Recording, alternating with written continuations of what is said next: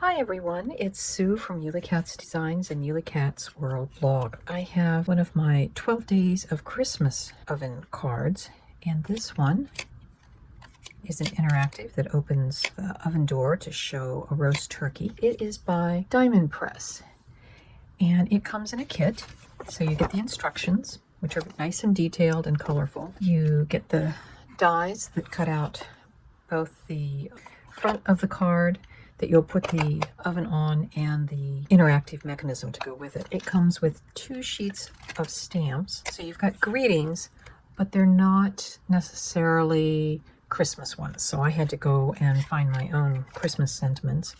So there's a background stamp. There's different stamps of things you can put inside the oven. And there's an outside oven door and an inside oven door.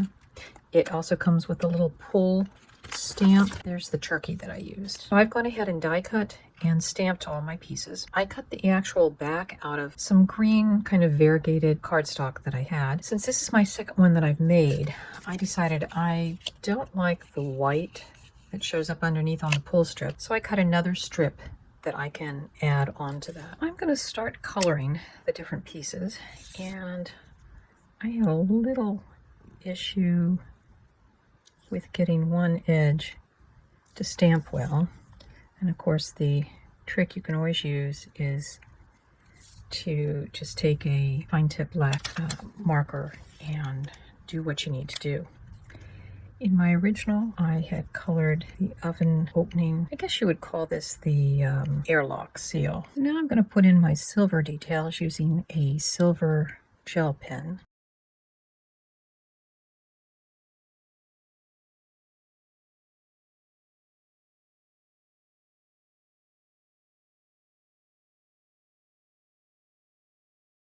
And I realized I forgot to color in the actual knobs. That must be the oven temperature one because it's turned. I'm using my Creative Craft product alcohol markers, and 15 Geranium is the red that I've chosen. And I like to start with the broad tip and then fill in with the fine tip. And I'm doing this over a piece of scrap paper since there is a slot cut into the stove. And so the stove front is basically finished coloring. It's just flat coloring. Nothing really special about that. Now we'll do the oven door. I'm just doing the outline in black, and what I found on the other one was that it is useful to go ahead and color the extra white outline in red. I'll just make the oven door blend a little smoother onto the front. So we've got that. I'm not going to color the handle because we're going to put the handle with the towel over that. And we'll color that one next. And it's pretty simple.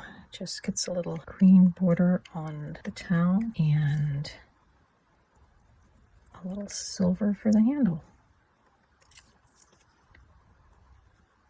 So this is the inside oven door, and we'll just start by coloring in the black outline. And I will tell you, I had started with a number 1 pen, but I've actually now gone to a number 8 because it just is a little wider of a tip. And just coloring that inner window opening with silver. And now we'll use a green gray GG3.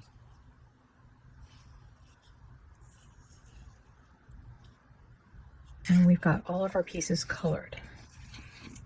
Now the next thing we'll have to do is add the stamp for the turkey. So I will do that off camera, and then we'll come back, we'll color that, and we'll be done with our coloring. Got the turkey stamped, and we'll just go ahead and color it. I'm using a Montmarque dual tip art marker, and I'm actually using the fine tip right now. And this is one of those markers that when it goes on, if you kind of build layers, you can create some shading. A little bit of the gray, and then we're gonna, using just a green Sharpie to color in some of the greenery. Now, I don't think you would cook greenery in with your turkey. This looks more like how it would be served. And I've just decided, I don't know if these are tomatoes or what, but since it's going to be a Christmas card, red and green always look nice. And then we'll just color our inside of our oven same as the oven door. And the last thing we'll do is we'll make turkey on a silver tray. There is all of our coloring done. Now I'm going to work on coloring the background, and this is a pretty simple technique. I'm just going to color the squares in a checkerboard pattern using a white gel pen and letting the background paper do its job. Then I'll color in the other squares with this red, very fine tip Sharpie. I find that this red gives me a better coverage over the green. It comes out a little bit darker than the oven color, which is a good thing because you want a little contrast. And we're just doing the tiles on the floor, and then we'll do the countertops. I like to color the baseboard. And I'm just using the same brown that I used for the turkey, which is raw sienna. And for a final touch, we'll put a little silver on the handles, just so you can get an idea of how that's going to look. So now we'll work on the oven doors. This is a piece that I'm adding to the front of this strip, which is not part of the original instructions. So it's just this piece with the top cut off, and I'm actually going to trim this down, put on the other piece, which is how it's intended to be done. The way you know which side, it's the one with the pull tab. This is actually the side that's going to have that glued to it, the front oven door. I guess it actually goes that way. We'll make sure that folds nicely. And that will also, it has 2 folds that it needs. One's kind of folds are on the either side of this long white tab. And then we'll just put a little glue on our pull. I know it seemed funny when we stamped it, what seemed to be upside down, but this will make a lot more sense as we get it put together. Our next thing will be to put on the front of our oven door, and all we're doing is lining up corners and the window. And I'll just put a weight to let it dry. I'm going to take my really fine tip bottle, show up there. We'll let that dry. While everything else is drying, I'm going to put this piece on. It goes here, and we have to make it so that the slot is available to slide the slip. So we're just going to put glue on just the ends of this piece. So this is both a guide and a little bit of a reinforcement piece for the back side of our picture.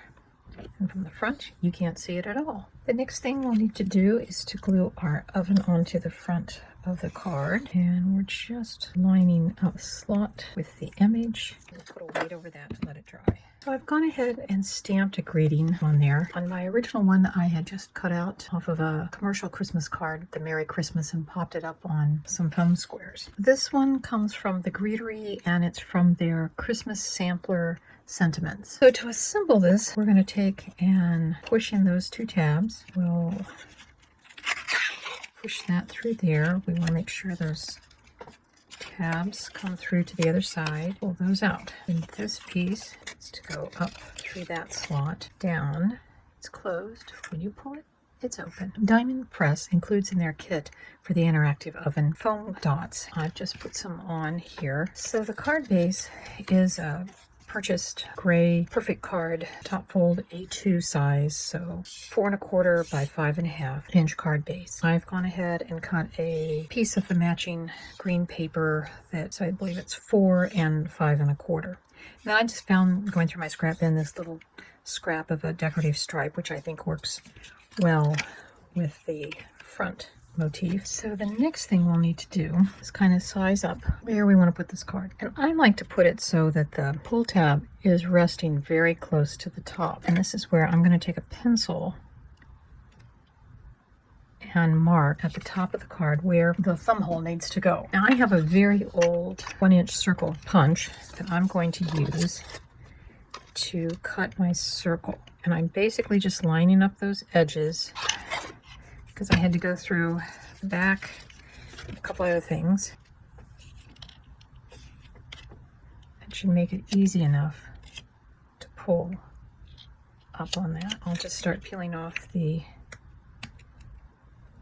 backing papers and we'll be back. I've gotten all the backing papers off of the foam dots. I'm just, it's what's going to work with the slot.